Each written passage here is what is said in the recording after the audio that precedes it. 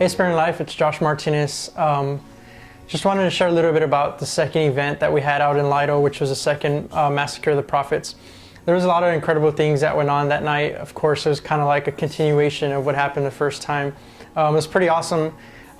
We had already, we had been talking about it, praying about it, and we really felt that it was something that the Lord wanted us to do, to go out and minister to Lido. And so that night was pretty cool because a lot of the high school kids, were able to come out. I'd say pretty much the majority of the high school kids were able to come out that night. And so, a lot of them obviously never had gone to church, didn't have a relationship with the Lord. So that night we had Till the Hour ministering through their music. And so, they played for a little while. We were there. We were just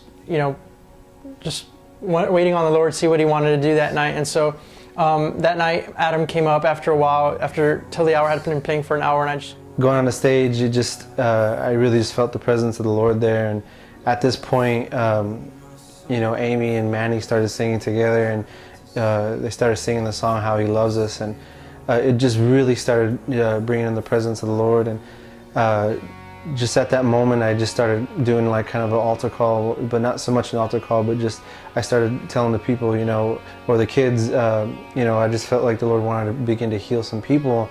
And at first they were hesitant, and so what happened was the first person that went up there was this young boy with an ACL tear. He had a complete ACL tear in his, I believe, his left leg, and so I told some people to get around him, and I believe it was Heather and Matt that started encouraging him to take off his brace, and he took off his brace, and sure enough, they started just to encourage him to run and to jump, and before you know it, he was running around on the patio, and just he started jumping on his leg. And then it was actually funny because later on they started playing the music again. Manny's genre type of music is more of like a heavy type style, and he was actually in the middle of the mosh pit, and he was dancing with everybody. Which was actually awesome to see, considering that from one point he had a complete ACL tear to where it was completely healed. There was one girl actually that had come up to the stage, while Till the Hour continued to minister, and Adam was sharing some stuff, and a few others were sharing some things. And so I just remember this young girl came up, and of course she started sharing that she had been blind from one of her eyes since she was a little girl. And so, immediately, people came around her, and we just started praying for her and started to minister to her and stuff like that. She started to scream in the middle of the crowd, and she started saying, she's like, I could see. We asked her to share, and so we just remember that, I just remember that she started sharing, and it was powerful. It was sort of like, it kind of just, shifted the atmosphere. There was a shift in the atmosphere.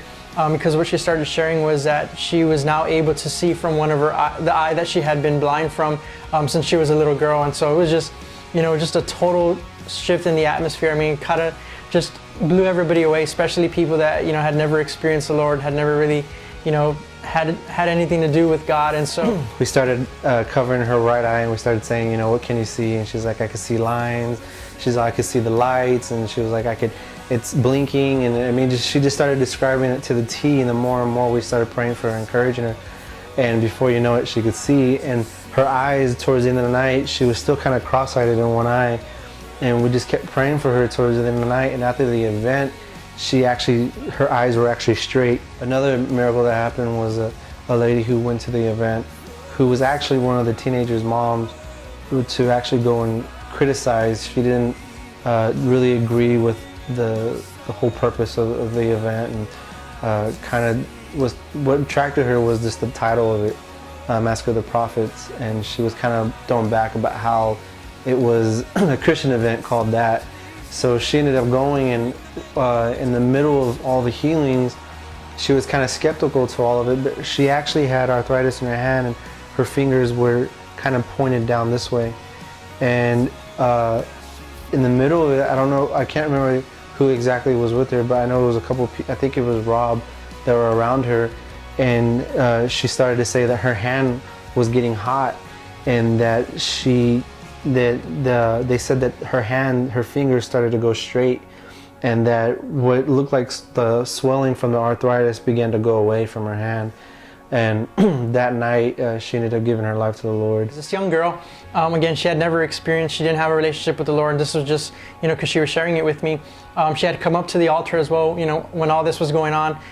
She obviously saw what was going on. And so she kind of wanted to take part in it, or just to kind of, take part in the experience. I mean, she really didn't know, what was happening or what was going to happen, or, so she came up to the stage, and I remember I just approached her, and I started asking her a few questions, if she had a relationship with the Lord, and just if she was going through something, if she needed prayer for something specific, and so I just started to minister to her, and I don't even remember what I was sharing with her, but before you knew it, she was just on the ground. She was slain in the Spirit. I mean, she had just experienced the power of God like never before. There was a few other people that were praying for her as well. I mean, and she was just laid out, and she was there for a few minutes, and it was incredible. Because after she got up and stuff like that, I got to talk to her a little bit more, and she had just never experienced God in that way. I think she had never experienced God, period. So it was awesome. I mean, there was a group of guys who actually were on the same football team, and they were on top of the hill all crying with each other. And I think that out of everything really ministered to me the most, because it was just a really moment where the love of God began to come in. And it wasn't the miracles and healings that took place that was changing their heart, but it was actually the love of God that began to manifest, that was changing hearts. And pretty much through all the event, I was just really blessed through it all, and really grateful for what the Lord was doing. And that's my story.